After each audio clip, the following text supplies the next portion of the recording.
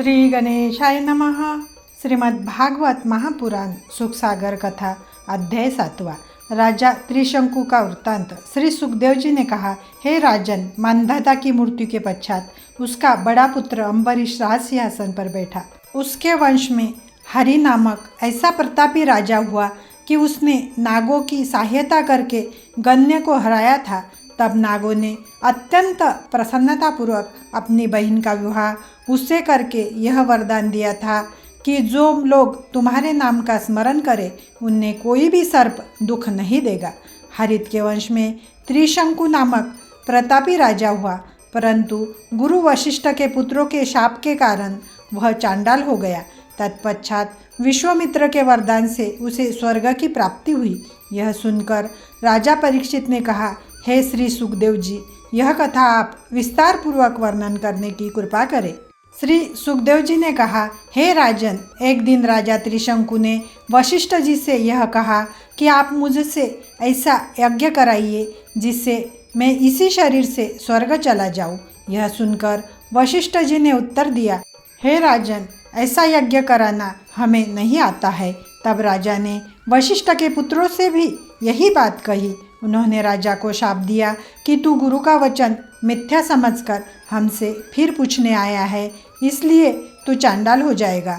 इस शाप के कारण राजा त्रिशंकु जब दूसरे दिन सोकर उठा तो उसके शरीर का रंग काला पड़ गया तथा कपड़े नीले हो गए। यह देखकर लोगों ने उसे स्पर्श करना बंद कर दिया। यह दशा देखकर राजा त्रिशंकु घबराकर विश्वामित्र के पास गया और उनसे हाथ जोड़कर इस प्रकार कहने लगा, हे महात्मन, गुरु के पुत्रों ने शाप देकर मुझे चांडाल बना दिया है। मेरी इच्छा सशरीर स्वर्ग जाने की थी, वह पूरी नहीं हुई। अब मैं आपकी शरण में आया हूँ। यह सुनकर विश्वामित्र ने हंसकर उत्तर दिया, हे राजन, शाप के कारण तेरा स्वरूप जो परिवर्तित हो गया है वह फिर नहीं बदला जा सकता, परंतु मैं तुझे इसी रूप में स्वर्ग पहुँचा दूंगा।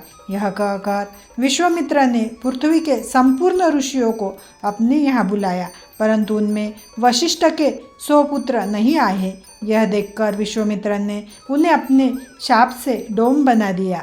तत्पश्चात विश्वामित्र ने राजा त्रिशंकु से यज्ञ कराया।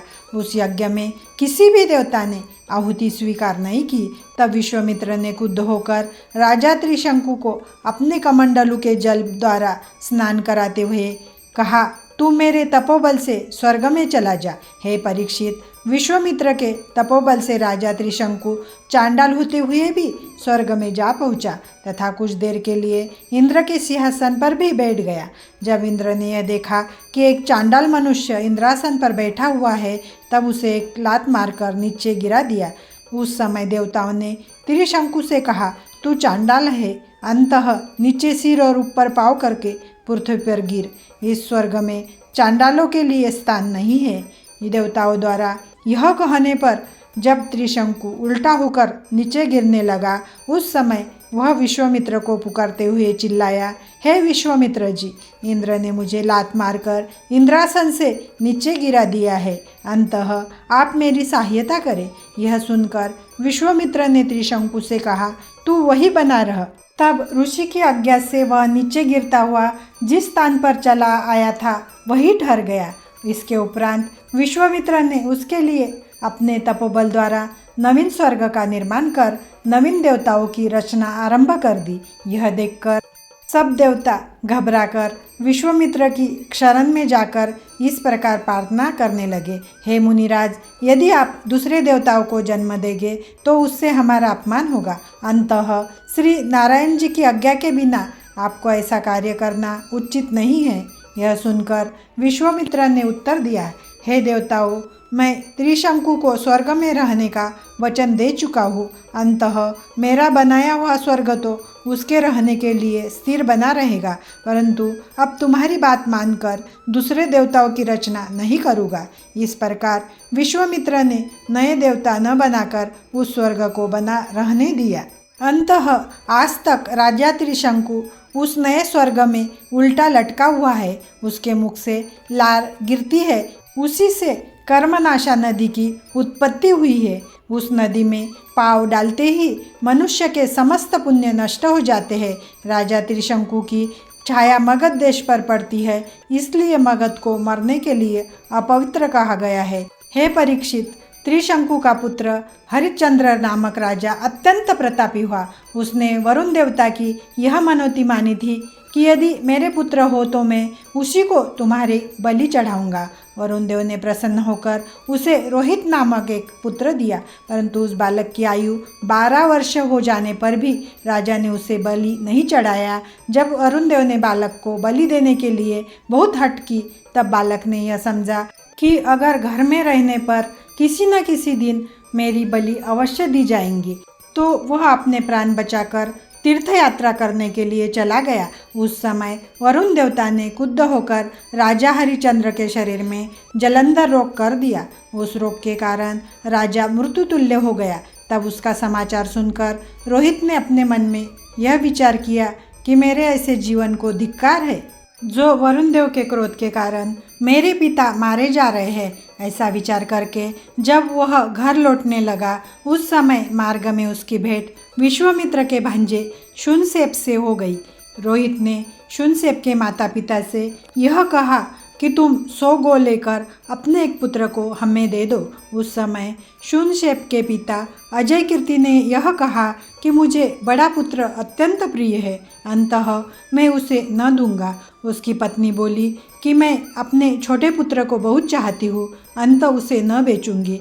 उस समय माता पिता की बात सुनकर मझले पुत्र शून्यसेन ने कहा कि माता पिता को मेरा मोह नहीं है, अंत में रोहित के हाथ बिक जाता हूँ। शून्यसेन की बात सुनकर जब उसके माता पिता चुप रह गए, तब रोहित ने उन्हें विधिपूर्वक 100 गौएं देकर शून्यसेन को खरीद लिया। फिर उसे अपने बदले बलि देने का विचार कर घर को चल दिया। मार्ग में उनकी भेंट विश्वामित्र से हुई। विश्वामित्र ने अपने तपोबल से सब हाल जान लिया। तब उन्होंने अपने भांजे शून्यसेन को वेद की एक ऋचा बतलाते हुए यह कहा कि तू इस ऋचा का पाठ नित्य किया करना, इससे तेरी मृत्यु न होगी। विश्वामित्र की आज्ञा से उसने ऋचा का पाठ आरंभ कर दिया। जब रोहित शून्यसेन को लेकर राजभवन में पहुंचा, तब राजा हरिश्चंद्र को अत्यंत प्रसन्नता हुई।